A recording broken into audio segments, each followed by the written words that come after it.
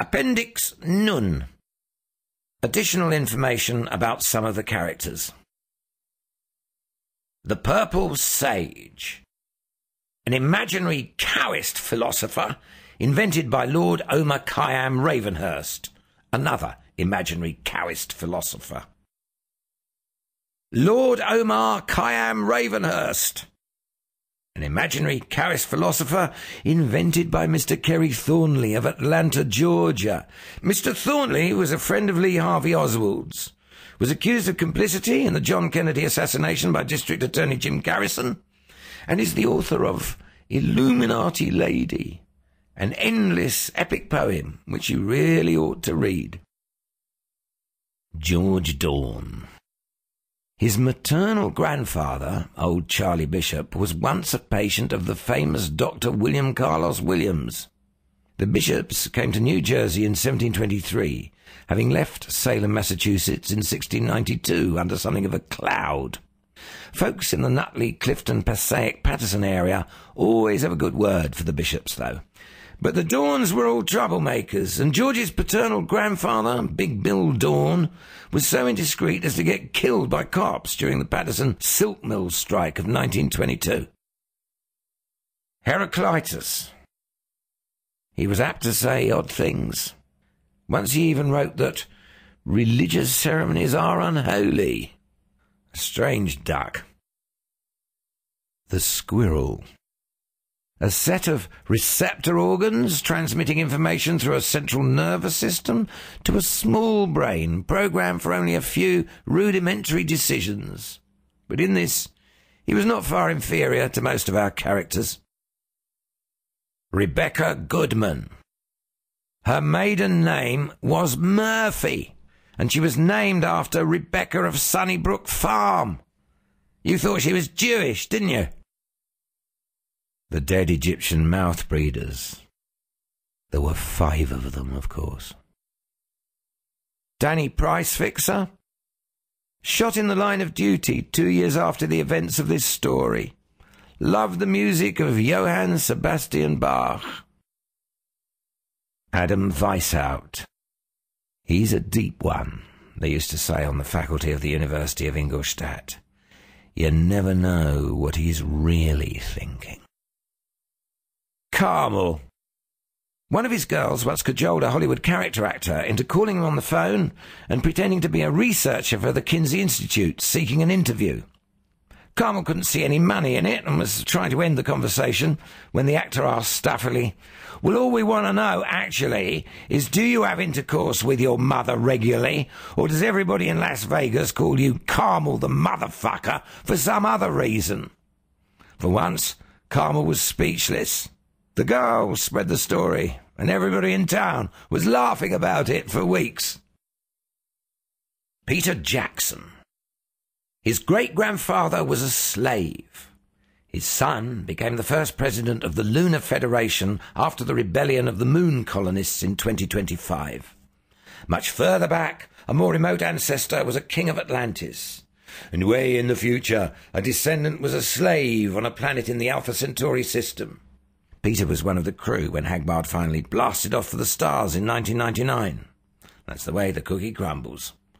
And Peter had an intuitive sense of this paradoxical fatality, which caused him to tell Eldridge Cleaver once, "People who say you're either part of the solution or part of the problem are themselves part of the problem." Cleaver replied wittily, "Fuck you." The lab chief who was disinterested in anthrax leprosy delta. He later cracked up and wrote letters to the newspapers attacking the entire chemobiological warfare program of the United States government. Spent the last 17 years of his life receiving treatment in St. Elizabeth's Hospital in Washington, D.C., occupying the same quarters that once housed the ingenious poet Ezra Pound. His rantings were taken seriously in certain places, especially among some leftward-leaning fellow scientists. But the vice president described them to the press as the despondent demagoguery of a paranoid pedant. A sample of the man's delusions from a letter to the 3 top television networks, never quoted on newscasts because it was too controversial. The boast of the 19th century was its conquest of these accursed plagues that attack men, women, and helpless infants indifferently. What shall be said of the 20th century, which has recreated them at great expense and through the efforts of thousands of brilliant but perverted scientific minds, and then stored them live in installations throughout the country, where it is virtually certain statistically that an accident will unleash them upon an unsuspecting public sooner or later? Loonies often harbour morbid fears of that sort. The poor man never responded favourably to any of the efforts of his psychiatrists, even though they gave him ECT, electroconvulsive therapy, so often that his brain was practically fried to the crispness of a Howard Johnson omelette by the time he finally died. Anthrax leprosy delta, a life form that could exist only by destroying other life forms. In this respect, it was like many of us. The first of the products of Charlie Mocenigo's fertile genius, it could boast only of being 10 times as deadly as ordinary anthrax. Insofar as it had consciousness in a vague and flickering way, it was like that inhabiting a subway train at 5 p.m., concerned only with getting where it was going and then eating. The other strains were much the same, up to anthrax leprosy pie. Charles Mocenigo's father, a professional. He worked for Charles Lucky Luciano, Louis Lepke, Buchalter, Federico Maldonado, and many other colourful American businessmen. Known in the trade as Jimmy the Shrew because of his sharp, conniving expression. Saved his money, put his boy through MIT, killed people for a living. Found the original Frank Sullivan performing in Havana, 1934. General Lawrence Stewart Talbot. Actually, there was something between him and that girl from Red Lion, Pennsylvania. Malaclips the Younger, KSC. Author of the Principia Discordia. Disappeared mysteriously in late 1970. His last recorded words were, typically, "Comes the dawn, the sun shall rise in the west."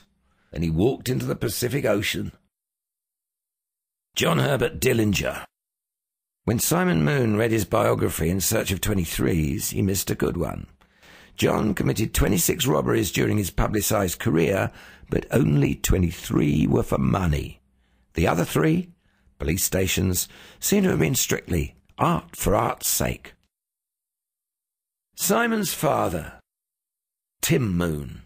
He told Simon the lives of Joe Hill, Big Bill Haywood, Sacco and Vanzetti, and Frank Little, at the age when most boys are being told about Snow White and the Seven Dwarfs. Simon remembers Joe Hill the night before his execution, wiring Wobbly headquarters in Chicago. "Don't weep for me, boys, organize." Bartolomeo Vanzetti. "Your laws, your courts, your false god will be a dim remembering of a cursed time when man was wolf to the man." Tim and his cronies singing in the living room. "Which side are you on, man? Which side are you on?" Until Molly complained, "You'll wake the neighbours." Tim explaining Big Bill. "Oh yeah, and he had a glass eye. Funny I should forget that. The real eye was knocked out by a cop during a strike." But you'll understand Tim best if you see Simon, age 6, entering grammar school for the first time and addressing the first boy he meets. "I'm Simon Moon. What's your name, fellow worker?" Padre Pederastia. His real name was Father James Flanagan. Tobias Knight, the only quintuple agent in the history of espionage. James Joyce. After death, he met Yates on the 5th plane and said, "Sir, I am now willing to learn from you, since you appear to have been right about death after all." Yates replied, "Not at all. You're dreaming this." The remark so vexed Joyce that he immediately sought reincarnation. The 5th plane was full of mystics like Yates and George Russell and Madame Blavatsky, and Joyce knew his rational Aristotelian sensibility would be constantly abused by further conversation with them. Entered the womb of Elizabeth Mullins of Vernon, New Jersey, October the 11th, 1942, and was aborted December the 10th, 1942. Entered the womb of Rachel Stein of Ingolstadt, January the 18th, 1943, and was gassed with her 1 month before birth was due at Auschwitz, September the 1st, 1943. Thereafter, he retired to a monastery on the sixth plane and wrote his funniest, most bitter book. Parts of it, which he has been transmitting ever since, have been picked up by mediums on the 6 continents, all of whom assumed they were flipping out and refused to transcribe it. Markov Cheney. He slipped away from Saul and Barney shortly after they returned to Las Vegas, and none of our characters ever saw him again.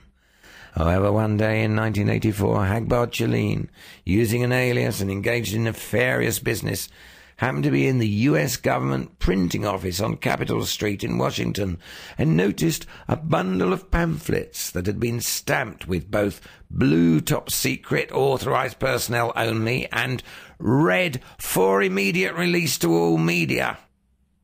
Many loyal government servants would have headaches before it was ever clarified who had been responsible for which of those stamps, if indeed that ever could be clarified.